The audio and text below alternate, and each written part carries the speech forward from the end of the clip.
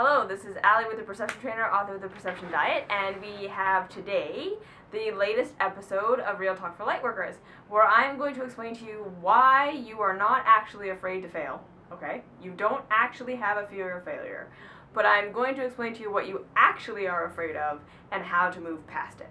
Okay, so especially for those of us out there who are looking to start to step into our purpose, who are looking to serve some higher thing, who are looking to be light workers on the planet, okay?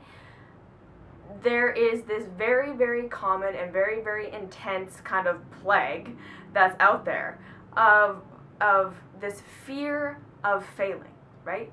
Or what we all think is the fear of failing, right? So you have probably had this in your life where you know that you're here to do something more, you know that you have a purpose, you know that you have a passion, you know you have a drive to pursue something. You have like a little spark. Maybe you don't know exactly what it is, but you have some sparks and you have some things that are showing you a path that you need to take for yourself to start to express the way that you came here to express and live the way that you came here to live.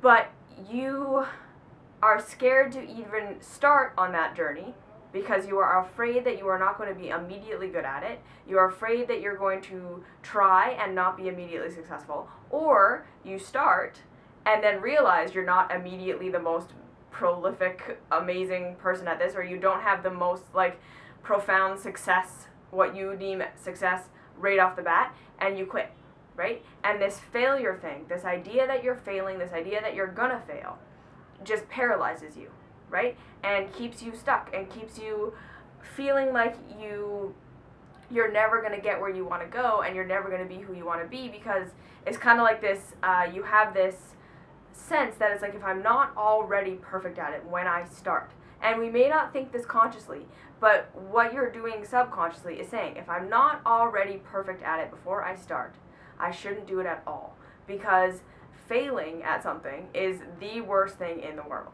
Okay, so now I want to dissect for you what is actually going on in your psychology when you're saying that you're afraid of failure, and why this is so detrimental to your moving down your path, and what you can do to actually move past this, okay? So the first thing you need to understand is that, like I said at the beginning, you are not actually afraid of failure. No one is afraid of failure, okay? Because failure doesn't actually technically exist. All right? And I mean this in the broadest sense of the word and the most literal sense of the word, of the saying, right? Failure does not exist. What you are actually afraid of, okay, is that when you set a goal for yourself, or have an ideal for yourself, or have an idea for yourself, or have a vision for yourself, what comes with that, okay, for almost all of us, is we think we know exactly how we're going to get from where we are to where we want to be. So that's the first thing. We think we know what the journey is supposed to look like. And it's supposed to be this smooth, linear line from where we are to where we want to be, our goal. Or it's supposed to be some quantum leap from where we are to our goal with nothing in between, right? So we come up already, before we've even like really become aware of what we're actually doing, we've come up already in our head with an idea of how this journey is supposed to go, or if this journey is even supposed to exist, okay? And we've come up with this end goal, this end result, that is the only thing that is going to signify success, right? Anything else that might happen along the way, or that might be where we end up pursuing this thing that we think we want, is failure, right? And this one thing is the only thing that exists. So we have this path that we think is supposed to happen, we have this end goal that we think is supposed to happen, and we have collectively decided, okay, that the only love that exists is the love that comes from outside. And we have collectively decided that as a human race, we are only worthy and deserving of love when we do things right, right? So you have decided in your mind what is the right path and what is the right end goal. And this may be something that is definitely based on not just your own mind, but like a collective opinion of what is success and what things should look like and what the path should look like and what the end goal should look like, right? Like, so like having a lot of money, or having 1 million followers on Facebook when you put out your blog, or having a million views when you put out your YouTube video, whatever it is, right? That there are definitely socially conditioned, this is what success looks like, but you have bought into that. And then we have all collectively said, love gets cut off if you don't do this. Okay? So what you are actually afraid of is love going away. You see how this is the theme to kind of everything? Yeah. Okay. So you are not afraid of failure. Because here is the base bottom line about failure. Failure does not necessarily, on its own, organically, mean you are cut off from love. Okay? The only reason that when you don't reach the thing that you think is supposed to happen, when you have set off on your goal for where you think you're supposed to go, and it doesn't happen the way you think it should happen, that you feel terrible, is because you have made it mean that you are now no longer worthy of love. You. That's right. Not anyone else. Because here's the big kicker. Everyone in the world can look at you and be like, you're a failure. We don't love you. We think you're stupid. We think what you did is wrong. We don't see the value in the thing that you produce. We don't see the value in your journey. We don't see the value in where you have ended up. But if you say, it's okay, I love myself, I accept myself, I accept my journey, you are not cut off from love. And this is the biggest bottom line, that we need to start taking our power back here, okay? So this fear of failure that holds you back from living the life that you're here to live, okay, is completely based on the number one false premise that all humans are operating on right now, which is that the only source of love is external, and that you are not allowed to love yourself unless the aggregate is agreeing that you can love yourself. Yeah? Okay. So now let's just take a step back for a second and look at this journey, okay? Because we can take this micro and we can take this macro. That the real truth about who you are is that you are already divinity. You are already your highest self. You are already perfect, whole, and complete. That is a fundamental truth about you. In your core, at the core of your being, you already know everything. You already have access to everything. You are already complete, okay? At the same time, okay, so remembering that we're moving from duality consciousness to unity consciousness. So this means that things that appeared to be poles, opposites, right, are starting to, like, we think it's either this truth or this truth, right? And they conflict with each other. We're starting to see that the real truth, when we actually hit on truth, it includes both poles, right? That the real truth is both and, it is not either or. So you are at once completely complete, completely whole, know everything, have everything you're ever going to need, are divinity, are your highest self, whatever you want to call it. And at the same time, you are on a journey. You are on a journey of self-discovery. You are on a journey of self-expression. You are on a journey of forgetting who you are and remembering who you are. And the thing is, what is making this life so painful for all of us is that we have made the journey mean that we are no longer God. We have made the journey mean that because we are on a journey, this means we are separated out from that love that we are. This means that we are separated out from this being that we are. It means that we are not our higher self, that we have lost connection with who we are. And the ultimate truth is, that is not true. The ultimate truth is, this journey that you're on, so whether that be the journey from someone who doesn't make YouTube videos to someone who does, the journey from someone who doesn't post a blog to someone who does, the journey from someone who doesn't life coach to someone who does, the journey from someone who doesn't have a job to someone who does, right? These little journeys, whether it's that journey, right? Or just the broad spectrum journey of your life, right? As a person who's going to go through things, who's going to make mistakes, who's going to have false beliefs, who's going to have negative emotions, who's going to go through experiences where it looks like you made a mistake, right? It doesn't matter which journey we're talking about. Neither of these two journeys mean that you are not already whole, complete, and connected to the divine. And this, my friends, is what you are afraid of when you say that you are afraid of failure. It is because you are making the journey mean that you are separate from source. And you are making any end result that is not the end result that you think is supposed to happen mean that you are cut off from your own love, that you must then reject yourself. You are doing that. No one else is doing that. Because here's the thing, like I said, everyone else in the world can tell you you're an idiot. But if you don't tell you that you're an idiot, you won't feel like an idiot. You won't feel cut off from love unless you cut yourself off from your own love. Okay? And this is another big thing that I really am trying to drive home here with these Real Talk for Lightworkers videos. That this is real talk for lightworkers. I am not going to sugarcoat this for you. Okay? It is not the world's job to approve of you. It is not the world's job to think you are a success. It is not the world's job to approve of your journey. It is not the world's job to approve of your results. It is not the world's job to love you. It is your job. That is fundamentally, completely, 100% your responsibility. You are here to learn how to love yourself unconditionally. It is not based on the journey. It is not based on what you go through. And so long as you make it based on your journey and based on what you go through, you are always going to feel like you're coming up short. Because that is the point of this journey. We're here to learn. Okay? And like I say, I understand if people are saying, like, what do we have to learn if we already know everything? Okay, again, this life experience is like lab. Okay?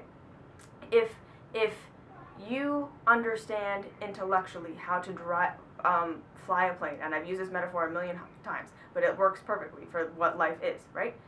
You understand intellectually. You've read the textbook, you've taken all the tests, you know all the theory, you know all the teachings on how to fly an airplane, but you've never actually sat in a cockpit and flown a plane.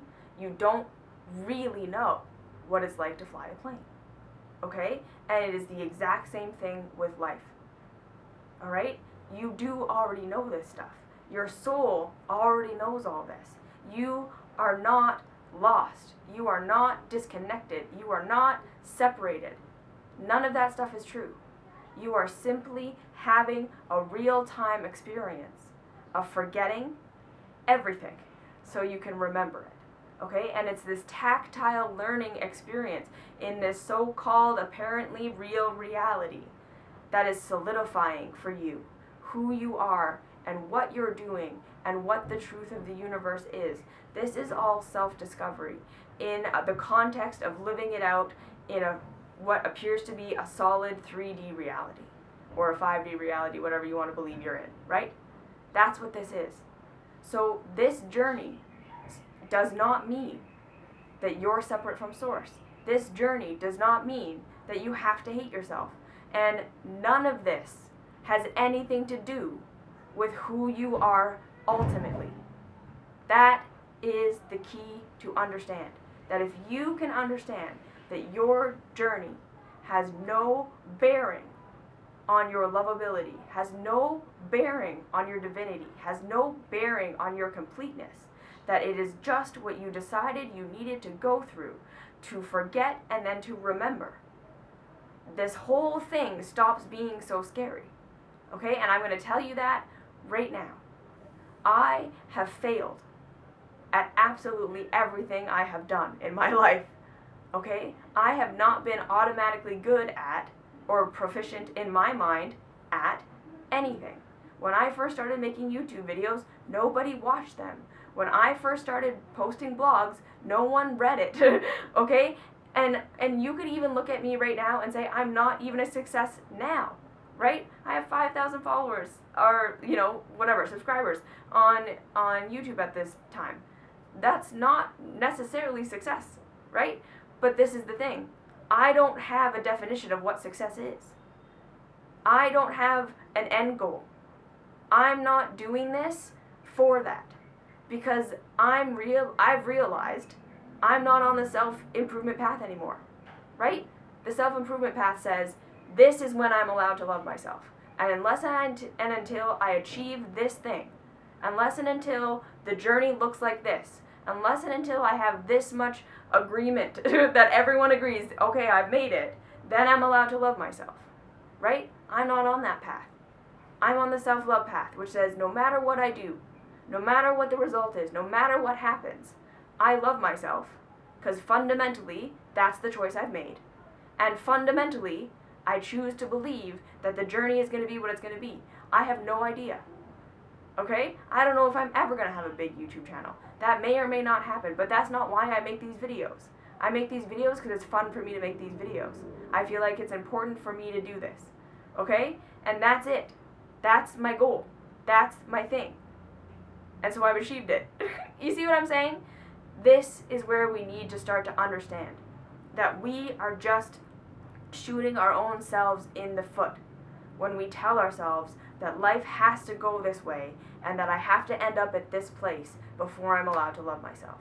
Because the thing is, even if that is true, like truly where you're supposed to end up, if that is truly the goal that you set for yourself, is truly where you want to go, you're still never going to get there if you make the journey mean that you're a piece of shit.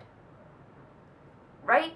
Like, think of it that way. You're literally making it 100% impossible for yourself to ever achieve anything by making the journey mean that you can't love yourself, by making failure mean that you can't love yourself.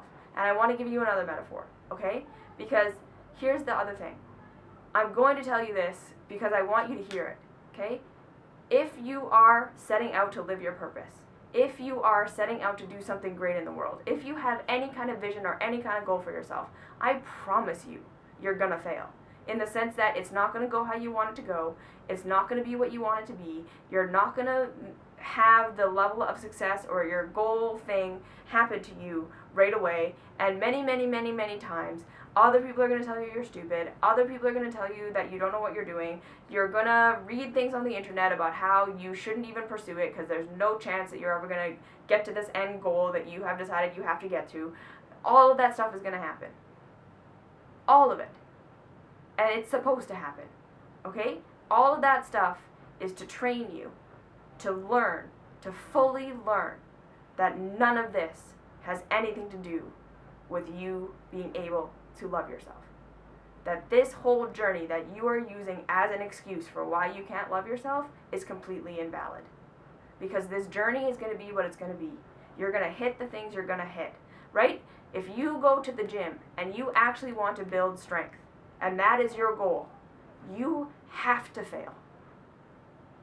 If you don't lift heavy enough weights to fail your muscles, you're not going to get stronger. Okay? And the other thing is, if you go to the gym, lift enough weights so that you fail and say, well, I just suck at working out and never go to the gym again, you will not gain strength.